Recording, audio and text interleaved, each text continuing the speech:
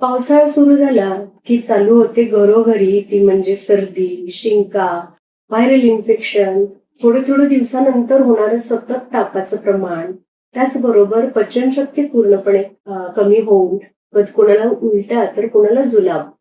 हे सगळं होतं कशामुळे?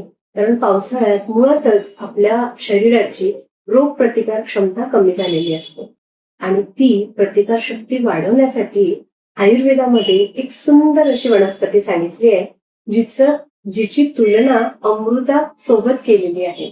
तिचं नाव आहे गुळवेल.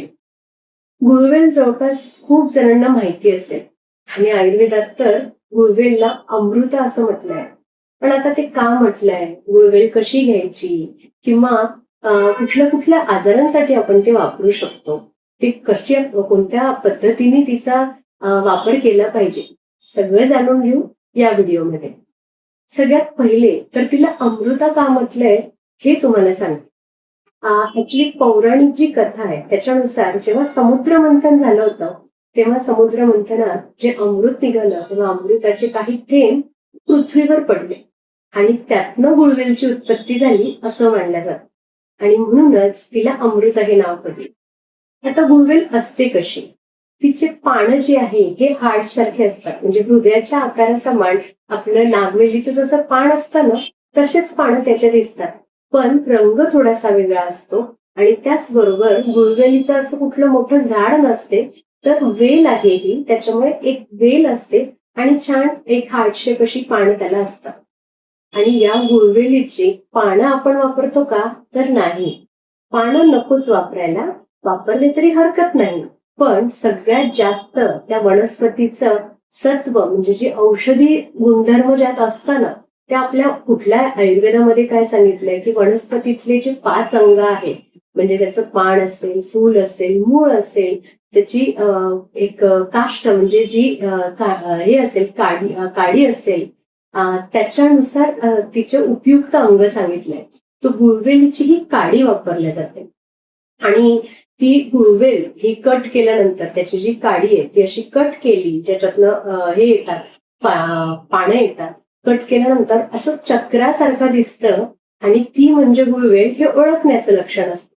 हे आयुर्वेदात सांगितलंय, कारण बरेचदा नागवेलीच्या पानासारखे दिसणारे बाकीचेही वेल असू शकतात, त्याला गुळवेल नका समजू. ओळखण्याचं लक्षण म्हणजे त्याचं जे कांड आहे, म्हणजे जी काडी आहे ती कट करायची आणि छान असं चक्रासारखं तुम्हाला त्याच्यामध्ये दिसेल आणि म्हणूनच तिचं दुसरं नाव चक्र लक्षणिका असंही सांगितलंय. आता बघू हिचे फायदे कसे.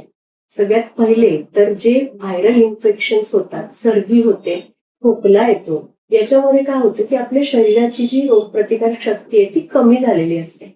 पण गुळवेलमध्ये मुळातच असा गुणधर्म आहे ज्याच्यामुळे जी नैसर्गिक प्रतिकार शक्ती आपल्या शरीराची आहे ती वाढवते.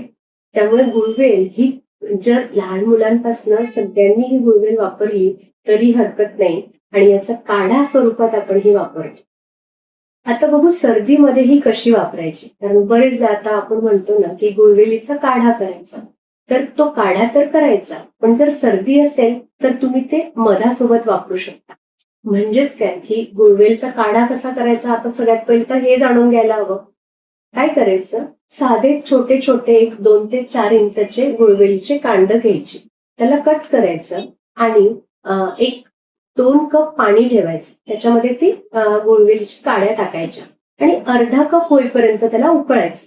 म्हणजेच काय की 1/4 त्याला आटवायचं, म्हणजे तिचा पूर्ण अर्क त्याच्यामध्ये उतरतो. आणि असा हा काढा तयार झाला की त्यामध्ये मध टाकलं तर ती तुम्हाला सर्दीसाठी, व्हायरल इन्फेक्शनसाठी ही खूप उपयुक्त होते. त्याचबरोबर जेव्हा आपल्याला इम्युनिटी वाढवायची आहे, रोगप्रतिकारशक्ती छान झाली पाहिजे, सतत ताप येतोय, सतत आजारीच पडतोय असं जर होत असेल तर मुख्यतः तापामध्ये तुम्ही जेव्हा गुळवेलीचा काढा करता तेव्हा त्याच्यामध्ये तुळस टाकायची. म्हणजे गुळवेल आणि तुळस हे जर एकत्र केलं तर त्याचा काढा पण एकदम छान आणि लवकर आपली प्रतिकार शक्ती वाढवणारा असा बनतो. आता तिसरं म्हणजे काय की पचन शक्ती वाढवायची आपल्याला. जेव्हा आपण असं सतत आपल्या पचनाच्या तक्रारी असतात, कारण पावसाळ्यामध्ये मुळातच आपला जठर अग्नी हा मंद झाला असतो त्यामुळे अग्निमंद झाल्यामुळे अपचन होतं कुणाला कुणाला हे होतं, गॅसेस होतात खूप जास्त प्रमाणामध्ये. त्याचबरोबर अंगदुखी पण राहते, कुणाला कॉन्स्टिपेशन सुद्धा होतं. तर अशा वेळी आपण जर गुळची वापरली म्हणजे गुळवेल वापरली तर ती गुळवेल ही आवळ्यासोबत वापरायची. म्हणजेच काय की काढा करताना त्याच्यामध्ये तुम्ही काढा तयार झाल्यानंतर आवळ्याचा रस सुद्धा टाकू शकता. तर अशी ही गुळवेल वेगवेगळ्या पदार्थांसोबत जेव्हा आपण वापरतो तेव्हा त्याचा वेगवेगळ्या व्याधींमध्ये किंवा आजारांमध्ये खूप छान काम करतो. आता ही गुळवेल इथला अजून एक खूप महत्वाचा गुणधर्म आहे आणि तो म्हणजे सूज कमी करणे. म्हणजेच वातामुळे काय होतं की बरेचदा सांधे दुखतात, शरीर दुखायला लागतं, पूर्ण अंगदुखी आपल्याला जाणवते. पावसाळ्यात होतं ना असं बरेचदा की विनाकारण अंगदुखी जाणवते. म्हणजे काय की इंटरनल कुठेतरी स्वेलिंग असते, सूज असते. तर गुळवेलमध्ये अँटी इन्फ्लमेटरी गुणधर्म आहे, जेणेकरून ही सूज लवकर कमी करते आणि तुमची सांधेदुखी किंवा अंगदुखी असेल जी किंवा सूज असेल शरीरावर आलेली तर ती सूज गुळवेलीच्या काढ्याने कमी होते. तर अशी ही गुळवेल चरकाचार्यांनी याला रसायन असं म्हटलंय.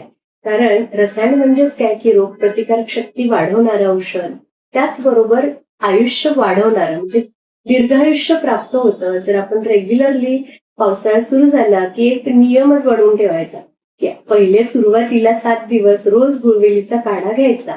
आणि हे मुळात घेऊ कोण शकतं तर प्रत्येकच जण घेऊ शकतो. असं नाही की कोणी घेऊ शकत नाही, परंतु तरी सुद्धा खूप लहान मुलं जी आहे त्यांना लगेच सुरुवात नाही करायची. त्याचबरोबर गर्भवती महिला असतील तर त्यांनी सुद्धा हे घेताना डॉक्टरांच्या सल्ल्यानुसार घ्यायचं, वैद्यांना विचारूनच घ्यायचं. कसं आहे ना, काही चांगलं सांगितलं, आता मी सांगते की गुळवेल खाल्ली पाहिजे, मग घे आण बरोबर काढ्या आण, कर काढा आणि पी, रोज कर वर महिने करत राहा. कसं आहे, कुठलीही गोष्ट कितीही चांगली असली तरी आपली म्हण आहे ना, अति तिथे माती. त्याच्यामुळे सगळ्या गोष्टी ह्या प्रमाणात व्यवस्थित घेतल्या तर त्याचा फायदा आपल्याला होत असतो. तर अशी ही खूप गुणधर्म असलेली बहुगुणकारी अशी आपली ही गुळवेल, ह्याच्याविषयी तुम्हाला अजून काही पण क्वेरी असेल तर नक्की तुम्ही कधीही मला विचारू शकता. मी डॉक्टर कांचन, स्पंदन आयुर्वेद मोशी येथे माझं क्लिनिक आहे. आणि तुम्हाला काही याच्याविषयी अजून माहिती पाहिजे असेल तर मला नक्की कमेंटमध्ये सांगा. आणि व्हिडिओला जर आवडला असेल तर नक्कीच लाईक करा. अशीच नवीन नवीन वनस्पतींविषयी आयुर्वेद काय सांगताय, आपण त्याचा कसा वापर करून आपलं शरीर हे छान सुदृढ ठेवू शकतो. त्याचबरोबर फक्त असं घेऊन नाही तर योग्य व्यायाम, योग्य आहार, योग्य झोप हेही तेवढंच महत्वाचं आहे. आणि हे सगळं व्यवस्थित ठेवलं तर आपली रोगप्रतिकार शक्ती एकदम छानच राहते. तर नक्की या व्हिडिओला लाईक करा, शेअर करा आणि सबस्क्राईब जर केलं नसेल तर सबस्क्राईब सुद्धा करा. बघा, काहीही विचारायचं असेल तर तुम्ही डिस्क्रिप्शन बॉक्समध्ये जो नंबर दिलाय तिथे तुम्ही कॉल करू शकता. कारण ऑनलाईन कन्सल्टेशन सुद्धा आम्ही करतो, त्यामुळे तुम्ही कधीही मला कॉल करू शकता. So thank you and thank you so much.